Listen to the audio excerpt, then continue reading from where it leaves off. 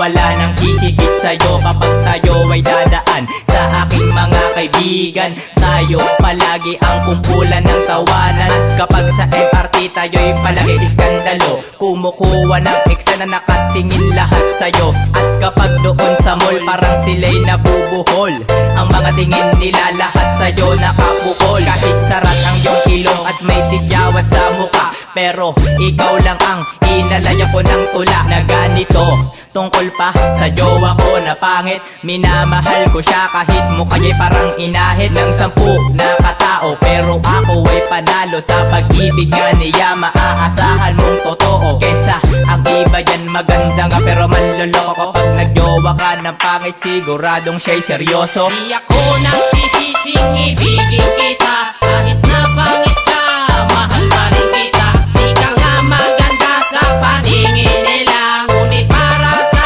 akin ika'y maganda. Di ako nagsisising ibigin kita, kahit na pangit ka, mahal pa rin kita. Di ka nga maganda sa paningin nila, ngunit para sa akin ika'y maganda. Masaya ang araw ko kapag kasama ko siya, habang marami ang matang nakatingin sa kanya. At para bang ibig sabihin di kami ang bagay, dahil malayo ang itsura at mukha siyang nanay. At pagkasama ko siya, pinagtatawanan kami. Yung tigyawat niya kasi alapig sa anlaki. Mas natatawa sila kapag siya ay ngumingiti, dahil sa ngipin niyang naninilaw at sungki. Kahit marami nagsasabi na napikot mo ako, eh anong paki nila, ito toong pag-ibig to. Kahit natuto lang magulang ko sa ating dalawa, mamahalin pa rin kita hanggang matanggap ka nila. Dami-dami ng babae na aking minahal, akalain mo sa'yo lamang ako nagtagal. Kaya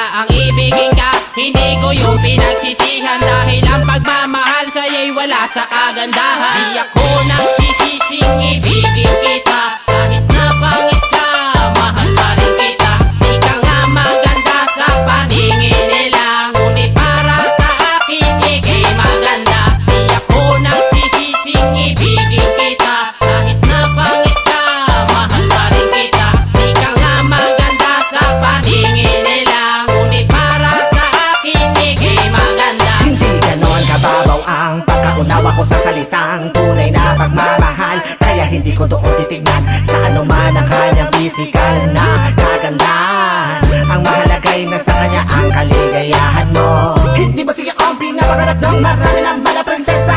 Pero halata naman at siya lang ang pinapangarap ko na makasama. Marami man ako naririnig mula sa mga babae na bibig, ay di matitinag ang pag-ibig ko. Bakit ba? Ano ka ba ang problema? Dahil na ba sa itsura ay may diferensya? Wala na ba pag-asa para makatama sa tunay na pamamahal na mula sa kapwa? Tao din naman sila, nagiging halimaw lang sa mata mapanghusga. Kaya ako ay di na babahala kasi wala na mapangit ang likha, di bathala. Kaya mahal na mahal ko siya. Oh, yeah. Sa'yo ako ay tahimik, walang sino mang kaagaw. Buo kitang iniibig kaya walang pagsisisi. Di ako